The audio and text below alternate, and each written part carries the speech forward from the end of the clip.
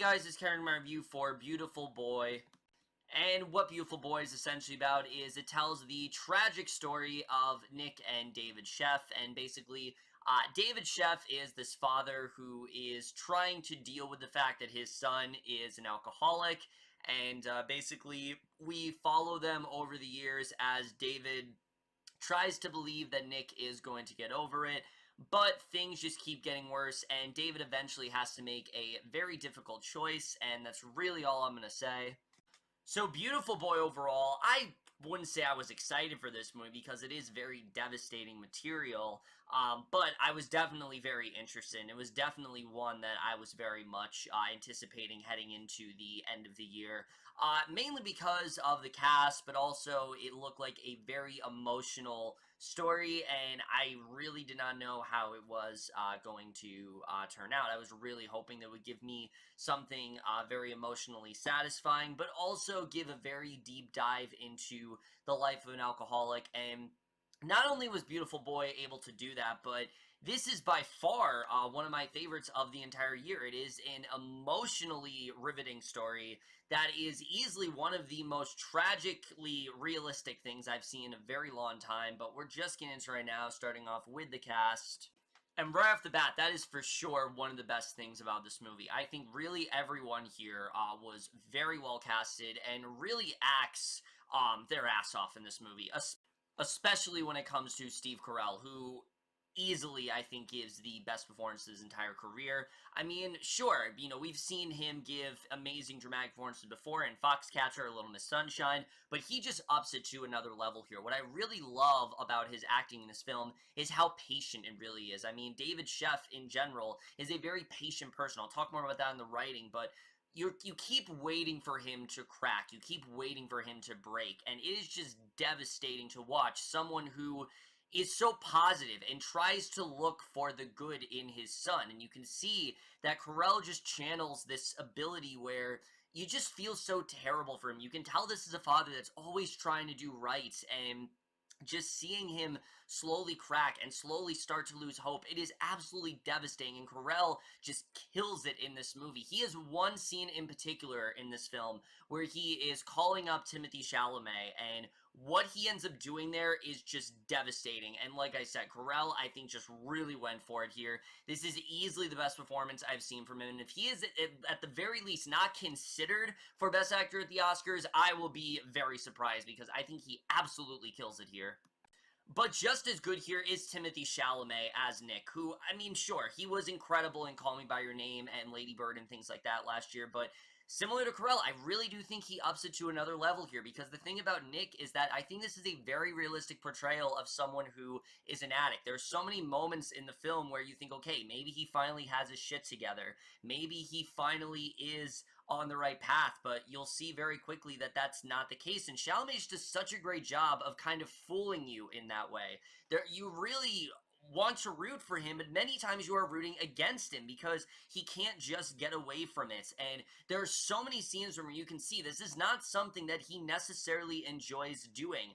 Drugs are not, an enjoyment for him, but there's something that he needs, and I think Chalamet just gave such an emotional performance in that way, especially some scenes towards the end where you can just see how helpless he truly does become, and I really loved what he did here. And the dynamic between Carell and Chalamet is so good that you forget these two aren't father and son in real life. I mean, it just feels so real and grounded, and I loved what they were both able to do here. Easily, I think, one of the best pairings in any movie this year. I loved what they did in this film.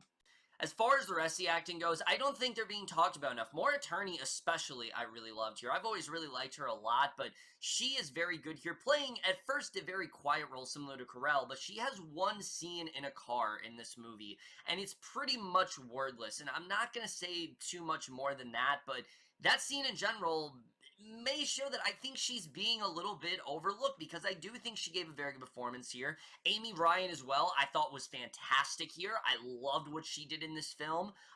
She is Carell's ex-wife, but she also is Nick's mom, and she takes a much different approach than Carell does. She's a lot more lenient towards him. She's someone who always seems to see the best in her son, but she also thinks that she needs to do something about it and she needs to change it. And I really like the clashing between her and Carell, and I think Ryan really did do a great job. Kaitlyn Dever's really great here. Really, everyone does a phenomenal job in this movie, and I think the actors, like I said, they really just gave it their all here.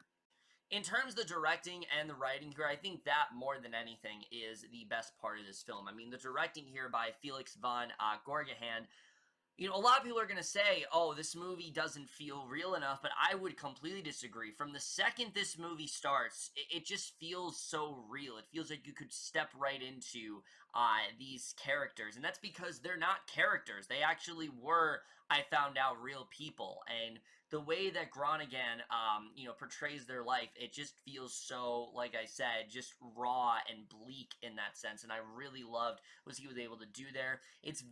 There are moments of fun, but it's very sparingly. It's a very bleak film that is definitely not an easy watch, and I really do applaud him for going there, specifically to certain places that he went in this film.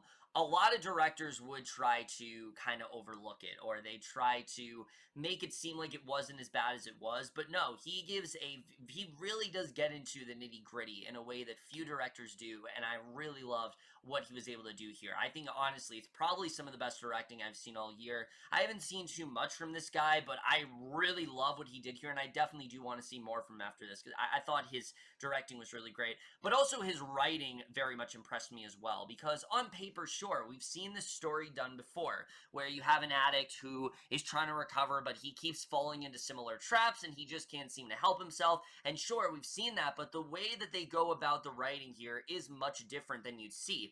And the thing I think that is going to divide the most people is the way the story is structured. This is not a linear story. In fact, a lot of it is, in fact, non-linear. However, it's not as non-linear as some may be saying. And a lot of the time, it is us cutting back to David thinking about Nick as a child after some sort of fallout they had. And I will admit, at first, it is a little bit jarring, especially when it comes to the present day. We do jump around a lot. But considering how messy of a story this really is, I think it actually made a lot of sense to tell the story in this way because, like I said, things are just really messy for these two, and you can tell that, you know, I think that they wanted to leave us with a glimmer of hope, and I think they did that pretty well, when it comes to the way the story is told at first. It does get more bleak as it goes on, and again, I really do applaud them for going there, but the thing that really stuck out to me, like I said, is just how carefully the characters are, in fact, written here. I think the characters are so well written in this film, specifically the character of David, and again, I know these are, in fact, real people, but the thing I really loved about David as a character is that, again, he remains very composed within this whole situation. I mean, there are whole scenes in this movie where while Nick is away at, like, a rehabilitation center, David is out there trying to study more about this meth addiction and what it's going to do to his son, you know, if he can stop him, you know, if there's any way of him recovering from this, and it's very fascinating. Again, the attention to detail that is put there, I thought was so well done with David as a character, and I really love that a lot. Again, you can tell that David, he's trying to do all the right things as a father, even if it's not really helping anything. I mean, unfortunately, as much as David wishes that he could help his son may just be too far gone. And I think those were, for me, the most effective scenes with this film are the scenes where David is starting to realize that, sure, I can do all this stuff, but is it really going to lead to anything? I think is very well handled, and that's something that I really loved. And like I said, the relationship between these two is so well realized, and it's just absolutely devastating, especially when you realize what the context of Beautiful Boy is, what that's really all about. It's even more devastating, and I think that was so well written there. Something else this movie does very well is the way it really does go about depicting Nick's usage of drugs. I mean, there are points in this movie, like I said, where you think that he's over it and you think that everything's okay. And then little things like money starts disappearing. Drugs are being, are being left out of their cabinet. You know, they're suddenly not there anymore. you know, he's acting out in a certain way, or the way he acts around his sisters. You know, you're always worried, oh, is he too high? Is he going to hurt one of them? I mean, the film just constantly has you on edge in that way, even though there are points in this movie where you think, okay, it's gonna be okay. You're constantly watching Nick like a hawk, always worried that he is going to revert back to those drugs, and when he does, it's just that much more devastating. And again, really just goes to show how realistic this film really does feel in that sense. But perhaps the thing that affected me the most with this film is the way they go about Nick's addiction, which for me is the best portrayal of addiction I have personally seen since Requiem for a Dream. And you guys know that is a very that is not an easy feat at all, considering that Requiem for a Dream is probably one of my favorite movies of all time. Even though it's a film I couldn't really watch a lot, it's a film that had a very visceral effect on me. It's a film that I'll never forget the reaction I had watching, especially when it comes to those last like 50 minutes or so. Beautiful Boy is those last 50 minutes, but as an entire film. And this film got me. I don't cry a lot during movies, but this one really did get me, and especially when it comes to Nick's addiction, because you really do get this to see that this is someone who had his whole life ahead of him. He starts off the movie and he's going to college and he's doing really well for himself, and you think that maybe he's finally being able to kick the habit. Maybe he's finally getting over it, but he keeps reverting back and he just can't stop. And again, the film has a very honest portrayal in that way. A lot of films would try to make it seem like the character could just get over it in like a couple weeks, but that's not how addiction works. Addiction is, you know, addiction itself is a disease. It's not something that you can just overcome really quickly. And I think this film really has a very good understanding of that. And Nick, as a character, yeah, he's very frustrating. Yes, there are times you're like, why are you doing this? Why can't you stop? But you realize that he just can't stop. And there's a fantastic monologue with Chalamet where he talks about how, you know, he couldn't stop. And I thought it was just so well realized in that way. And I love the way the film did get into that. And like I said, it really does get more devastating as it does go on. And especially once the film does reach its climax, I mean, it gets really, really heartbreaking where they end up going with it. And many of those scenes are probably some of my favorites of the entire year, because again, just the fact that they went there and they weren't afraid to shy away from some really harrowing stuff. And I thought it was definitely very powerful in that sense. Like I already mentioned, that phone call scene, for example, is easily one of my favorite scenes of the entire year. I really loved where they ended up going with that. And like I said, what the film is going to do for people who are addicts, and like I said, when it comes to emotion with this film, they really do not hold back at all. I mean, there's literally a scene in the first like 20 minutes of this movie where I already found myself on the verge of tears. It really is that powerful. And again, it may seem like this film is heavy-handed, but it just is because of how real it all does feel. And not just because it is based on a true story, but the way it's done, you just care so much about what's going on and the impact it's going to have on this family, the impact it's already had on this family, and between Carell's reaction and all that stuff, it just really did get to me in a way that few movies really do, and I think that just shows how incredible this film really is. And like I said, what this film is going to do for people who are addicts or know someone who is an addict, I think this is going to be very cathartic for them, but also I think very therapeutic in that sense, because the film does show, you know, what an addict really does go through. Someone like Nick, who you really want to get help, and then fortunately he just can't. It's very sad to see, but I think it's very well handled in that sense, and I really loved what they were able to do there. Every single element in there, it just handles it with a very delicate sense of clarity, and that's something I really loved about this film overall. The cinematography here is also very well realized. There's a lot of shots in particular that are very much going to stick with me. Anytime that Nick is doing meth in this movie, I mean, it is portrayed in a terrifying manner, and I love the way it was done. Again, I love that they went there. I love that it did get this huge reaction out of me. And, you know, a lot of films, they can elicit a reaction. And like I said, I don't end up crying. I end up maybe tearing up or something like that, but I don't legitimately cry. And this film actually did that for me. And I really am happy about that. The score as well, I think, is fantastic. The song that they play at the end of this movie, Treasure, if it should absolutely be nominated for the Oscars. I don't know if it's, being considered, but it absolutely should be, because I've been listening to it pretty much since I saw the movie, and it's fantastic. I really loved it a lot.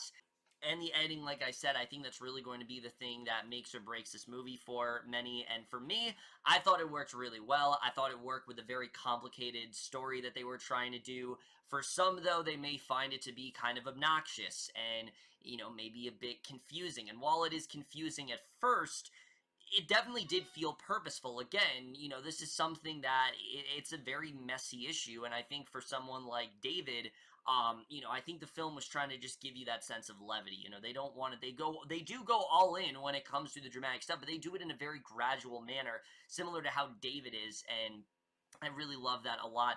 Overall, though, Beautiful Boy is one of my favorites of the entire year. I think this is a beautifully constructed film. It is absolutely devastating at points. It really doesn't give you a lot of hope towards the end. It also has one of my favorite endings the entire year, which does not necessarily end on a happy note. It ends on a very bittersweet note. And sure, this is in fact a true story, and it definitely made me want to know more about the two, but I really do feel like we got to know them as well as we possibly could.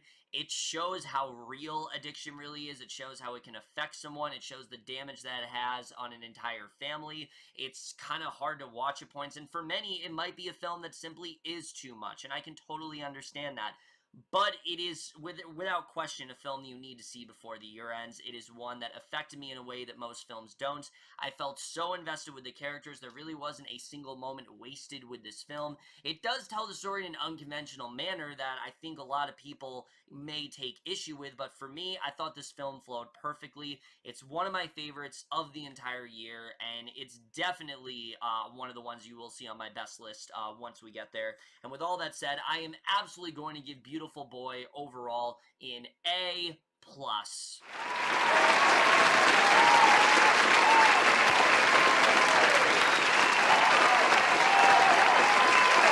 Enjoyed this one a bit more than I expected to, guys. I was thinking that I was really going to like it, but I did not expect to think it's a masterpiece, but I really do. There really isn't a single moment in this movie that I could see as wasted. I really do think they got everything they could out of this film, and again, I think if you're struggling with addiction or know someone, this is the ideal film for you, for sure.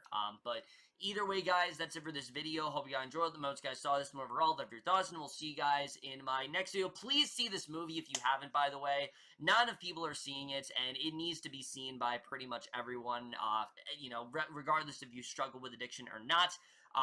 But that's it for this video. Hope you guys enjoyed. We'll see you guys in my next video, and we'll see you guys for that. Okay, bye.